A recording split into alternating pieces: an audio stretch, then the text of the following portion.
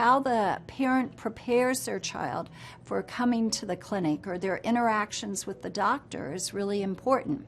I started bawling, and the x-ray tech said, "Come here," and took me out into the hallway and took me by the shoulders, and she said to me, and I'm going to say this to any parent going through it, that your daughter or son is taking all of their cues from you. They don't understand what's happening, and if you need to break down, do it in the bathroom, not in front of them, that your children will be stronger if you can be strong in front of them. Children absolutely take their cues from their parents, and of course it varies depending on the age of the child or the adolescent. I have pictures of her riding a bike in the halls of the hospital, laughing, having a wonderful time as I chase behind her with her chemo pole. And so a positive attitude for the parent is going to get the parents through, but it's also going to get the child through. Both parents need to stay positive in front of the children. I mean, realistic but positive. I didn't want him to be panicked, and he already was panicked and very scared as a little boy, thinking, I have cancer, I might die. There are times you can't hide your emotions, and really it's somewhat reassuring to the child how much you love them to see these emotions. What we don't want to happen is for parents to not be authentic and real with their children in an effort to protect them. So we don't want them to hold back. We don't want them to put on a complete normal face to try to get their child to think, oh, everything's fine.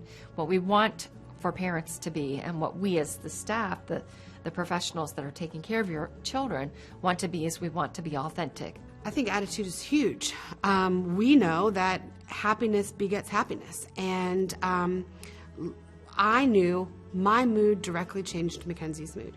If Mackenzie was in pain, my calmness could soothe her.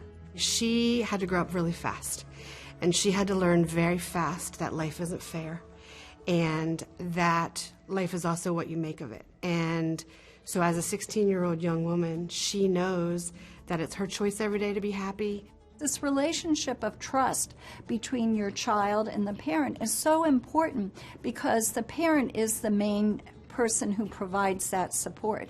And if they feel they can't trust their parent, then the child, the patient, will feel very alone. You know, you're going to be tested as a parent, as a person.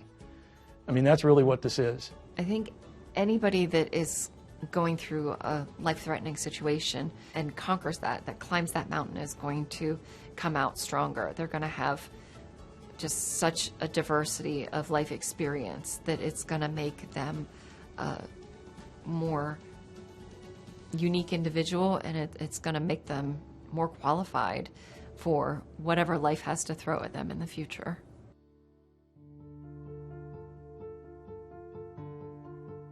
For parents, I think one of the greatest challenges is to meet the needs not only medically and physically as their child goes through the diagnosis and treatment for cancer, but also psychologically. One of the things we stress so much once a child is diagnosed with cancer is trying to get them back in their normal routine, because they will become much more secure and positive in their outlook because that's the routine they know. Being normal. That was his thing, was just being a normal kid again. And he always said that. He goes, I don't want cancer. I just want to be normal. I don't want to do this cancer thing anymore. Yep. And I'm like, no, I get it, buddy. So that's why we got him back into school, as tired as he was. And even the teachers would email me and go, he slept in class today, but that's okay. Yeah. He just had to be there. Yeah. He just wanted to be around the normal kids, eating lunch in the lunchroom and joking with his buddies. And that for him was so important. So that's what we did. Even if they can't go to school for the entire day, if they could go for part of the day, that's reassuring. If they can't see their friends because they're in the hospital, well, now with FaceTime and things, if they can FaceTime their friends or talk to their friends. So keeping that connection with their routine. But it not only helps the patient, it also helps the siblings to have somewhat of this normal routine. We had to take him out of school at some point and have a teacher come to the house and be there. But as far as normal is, you know, keeping in touch with friends, having dinner at the table once he's back home, just those little things.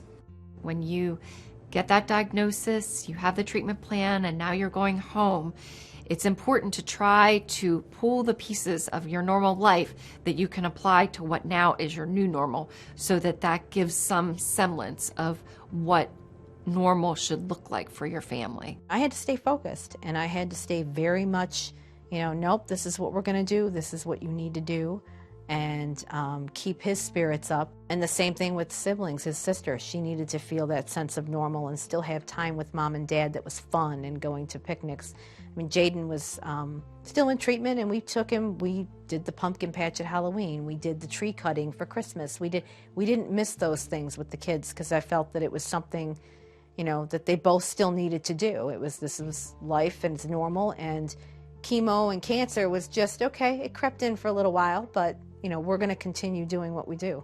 That sense of normal for them has been yanked, the carpet's been yanked out from under them, and trying to get that again, that piece of it is important, just as important as the physical treatment of the cancer and all that, is really, they'll draw their strength from their parents. I think they also draw their strength from those other places, and that's their way of sort of coping and getting through, all of this, because as much as it's changed for you, for them, it's tenfold.